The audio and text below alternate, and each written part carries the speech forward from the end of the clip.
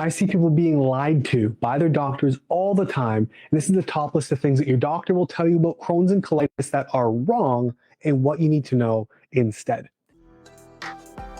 Contrary to what your doctors told you, Crohn's and colitis are reversible. Now, I've helped hundreds of people reverse their bowel disease, and I'm here to help you do it too, because inflammation always has a root cause. We just have to find it. This is the Reversing Crohn's and Colitis Naturally podcast. Now, I do these live trainings in my Facebook group every single week and put the audios here for you to listen to. If you want to watch the video versions of these episodes, just click the link in the show notes to get access to our Facebook group and YouTube channel. And for weekly updates, information, tips, and tricks, you can sign up for our email list by clicking the link in the show notes below. So first things first, we're talking about the 4 things that your doctor told you about IBD that are lies and are wrong.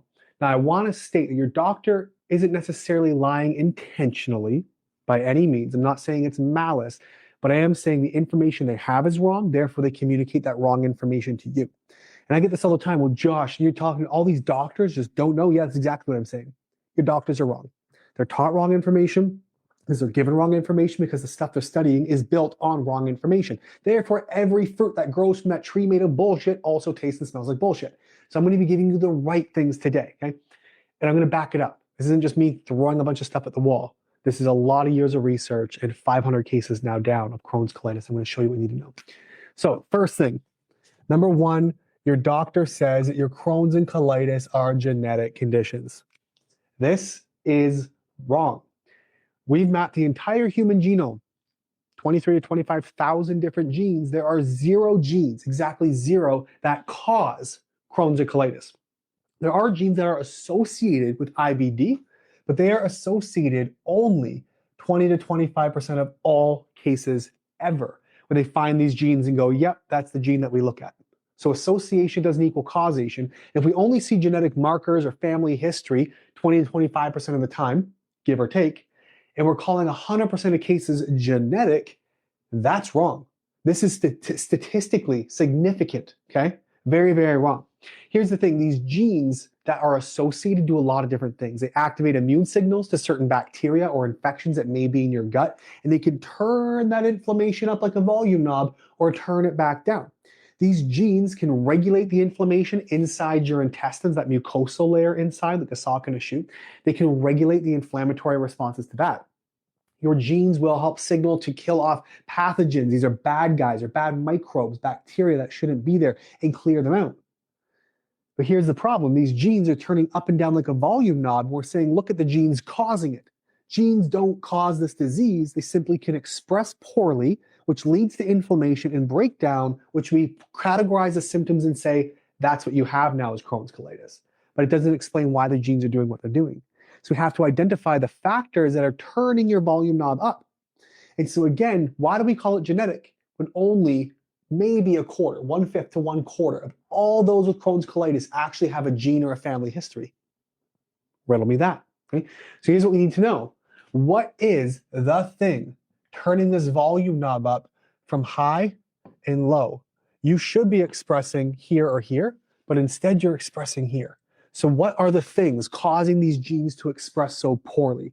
If we can identify that, stress, we call generational dysbiosis, so the loss of microbes over time to your family lineage, your environments, mold, toxins, chemicals, your diet, even with something like a tinfoil hat, but even EMFs and Wi-Fi have activity on your cellular responses. They actually modify mitochondrial function. There's evidence leaking 5G to blood-brain barrier dysfunction. So the sacred path or the sacred barrier protecting your brain from all the toxins in the rest of your body. We're showing even 5G can disrupt that now. So there's something that's causing it. And it's not just your genes. They don't just randomly, willy-nilly, okay, you have this. That's number 1. The second one that your doctor's going to tell you, which always gets me because we look at the data, not only can we draw conclusions, this one's just downright wrong. They tell you these conditions are autoimmune. This is wrong. Bowel disease is not autoimmune. In fact, there's very little evidence that your body is attacking itself. We have 4 primary stages of bowel disease. We have your first, which is acute, and then it becomes chronic. And this means short acting, it's going on long term.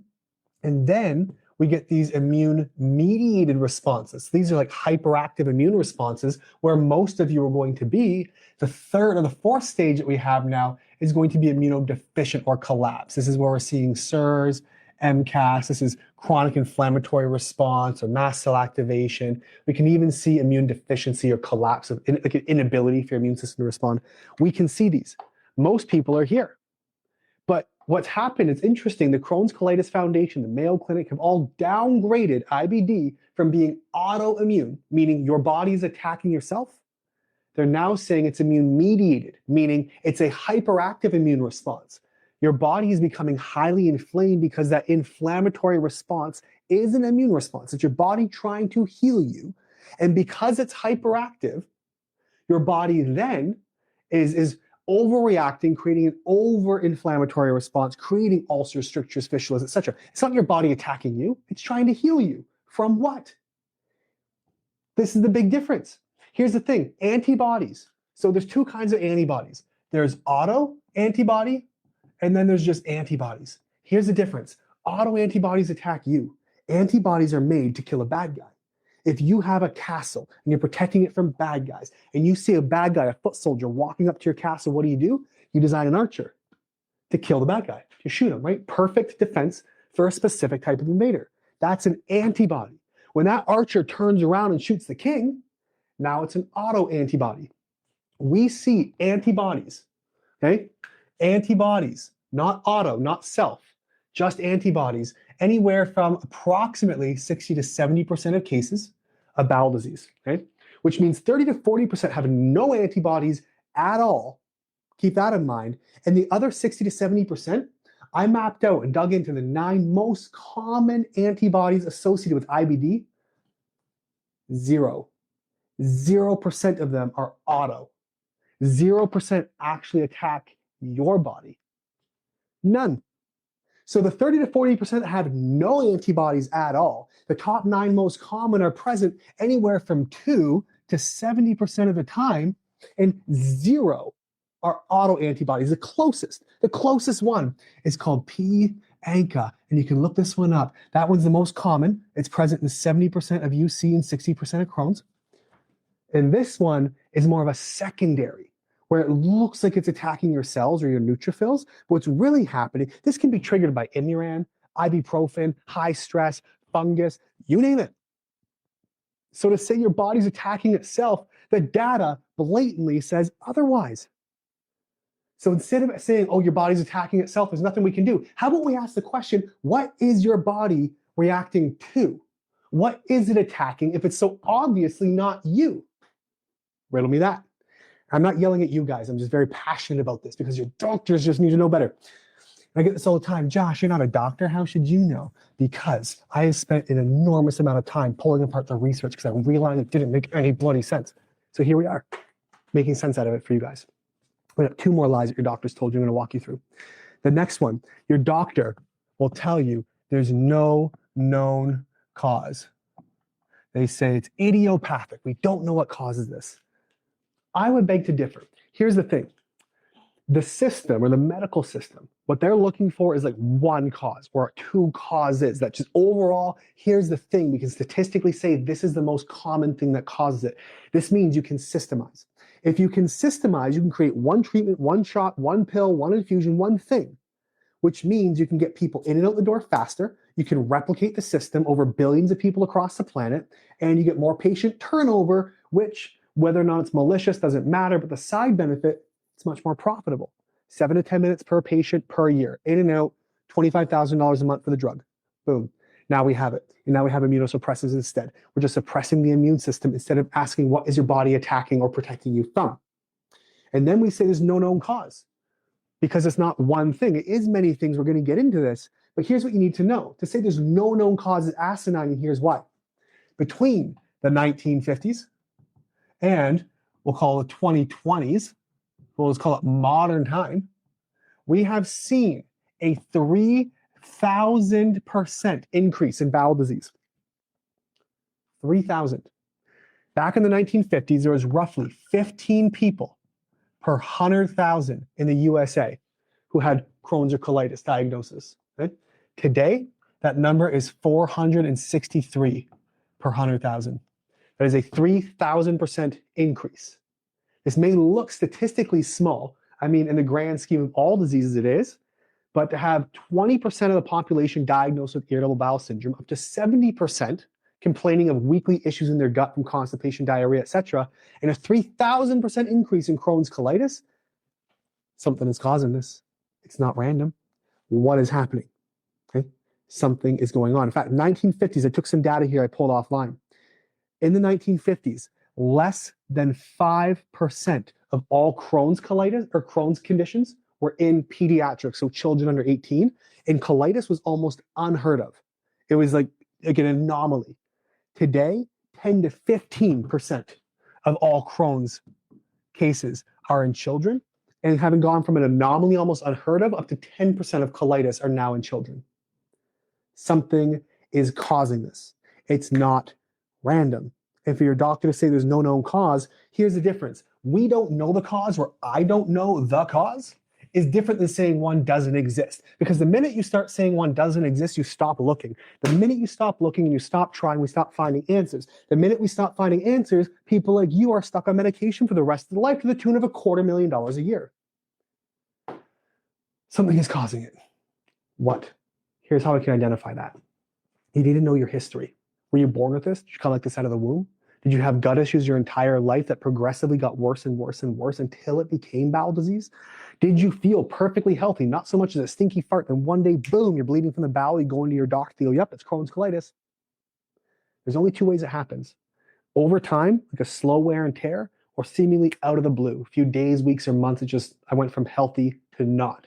And most of the time we can identify an option, or we can identify an incident. We say, oh, I remember this time I got like crazy stressed. My mom died, my dog died, there was an earthquake, my house caught on fire, and then I got colitis. Okay, how many of the people in your area that you know of who went through the exact same things did not get colitis? Probably most of them.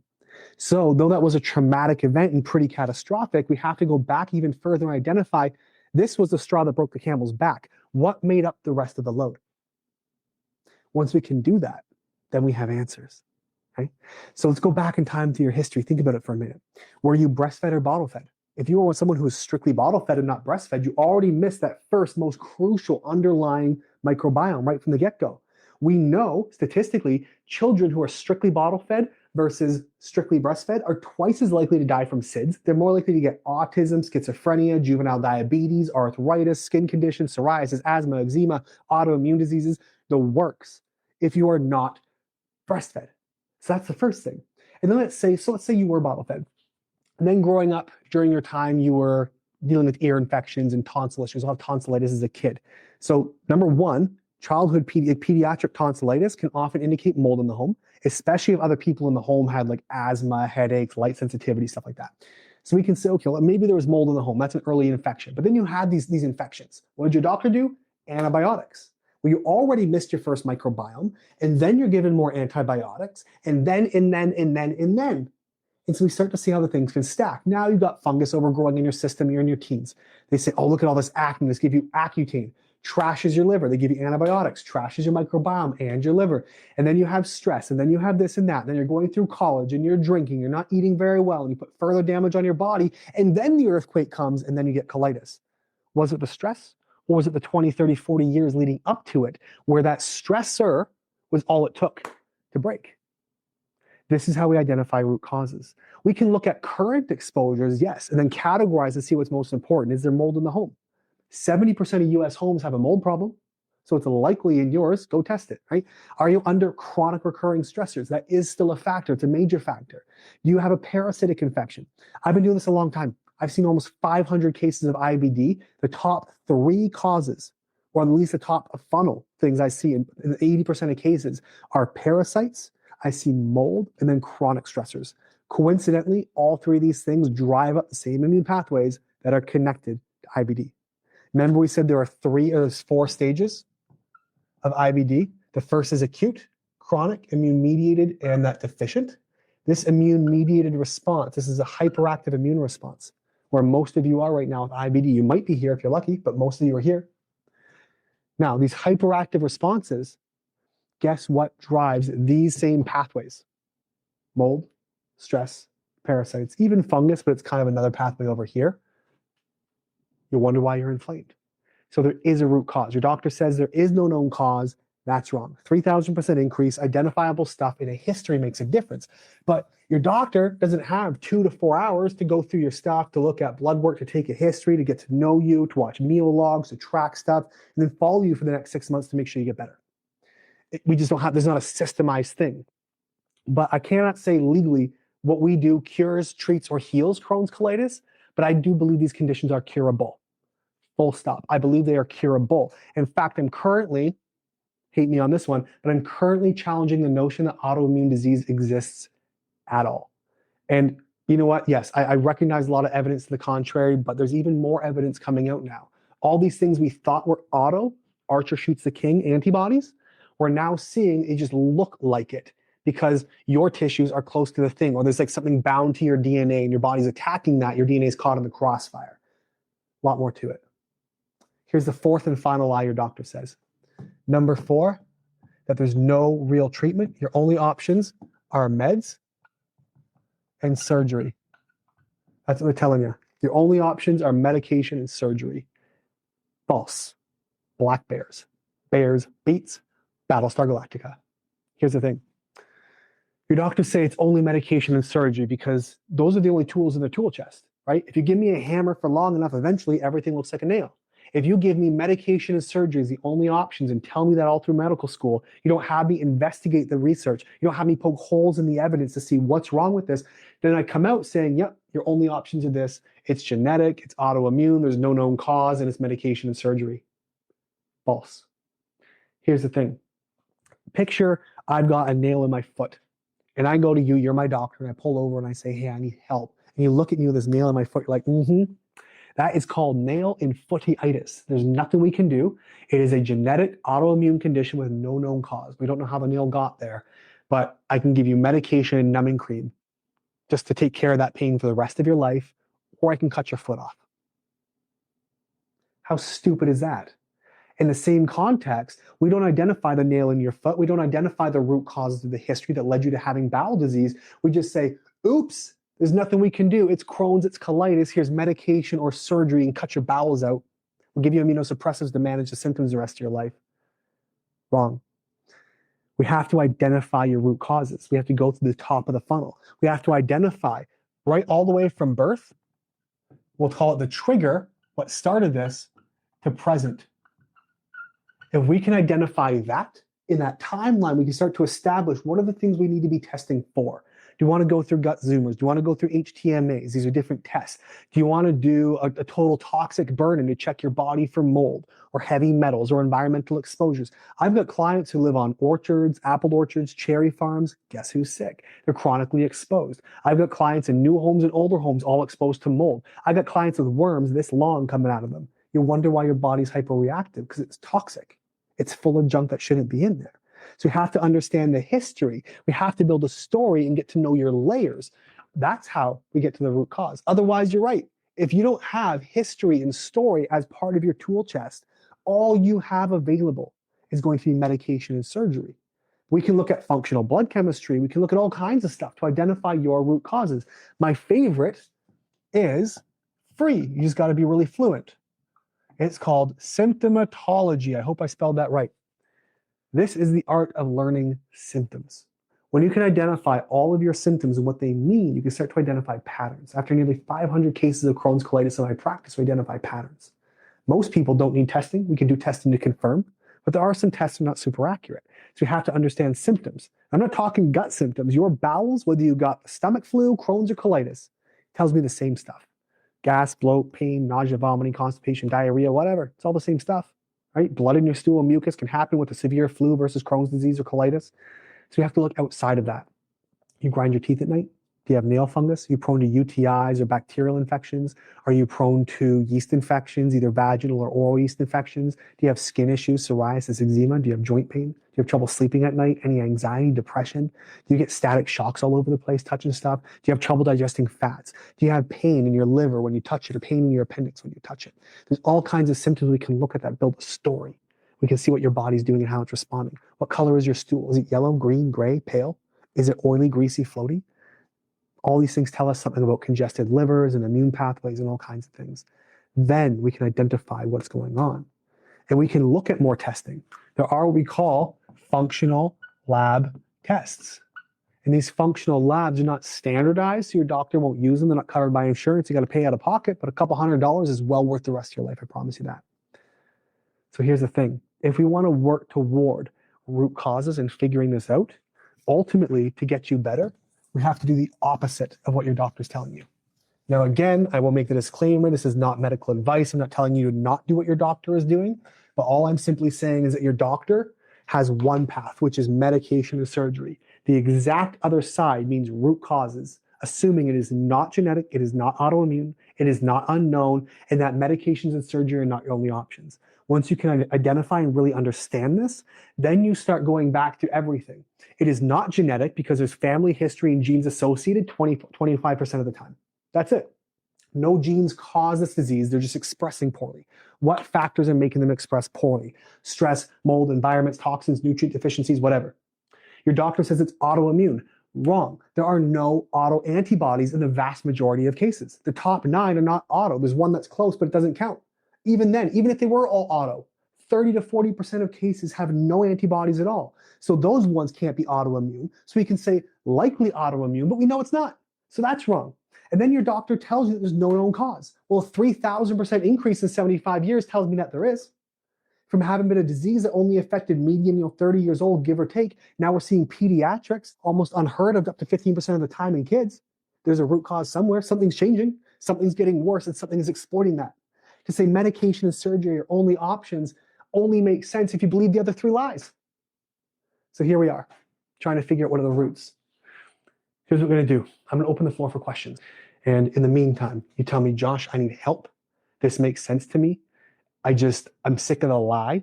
Like I've always known, somewhere, somehow, I've always known this just doesn't add up. This can't be random. Me, my kids, whatever it is. You got multiple kids with Crohn's disease. Your doctor's going, yep, it must be genetic. What if it's something in your home? Are there other people in your home with other illnesses, not Crohn's or colitis? Because guess what? Check your environment, right? They're not digging into this stuff. You just slap a medication on it. I can't tell you the number of times I've seen whole families that are sick, and it's the home or it's something else. It's reversible. And here's the difference. Let's just have a conversation. Reach out, talk to me and my team. I'm this emphatic on calls as well. I'm kind of a lunatic, and that's cool. But if you want to reach out, just have a conversation and see what this looks like to get help, to dive into your root causes and identify this from the very beginning, to give you a new set of tools to go against this autoimmune, genetic, unknown, unfixable type of narrative, to make some sense out of this, to get some answers out of this. That call costs you nothing. It's your time. It's free. I donate my time to you. If I don't believe I can help you, no big deal. Here's some resources. Godspeed to you. Only if I can help you will I say, hey, I got a program and here's what it might look like should you choose to join. It's your call. But I just want to open the door. That call is free. Here's how you can get access to that.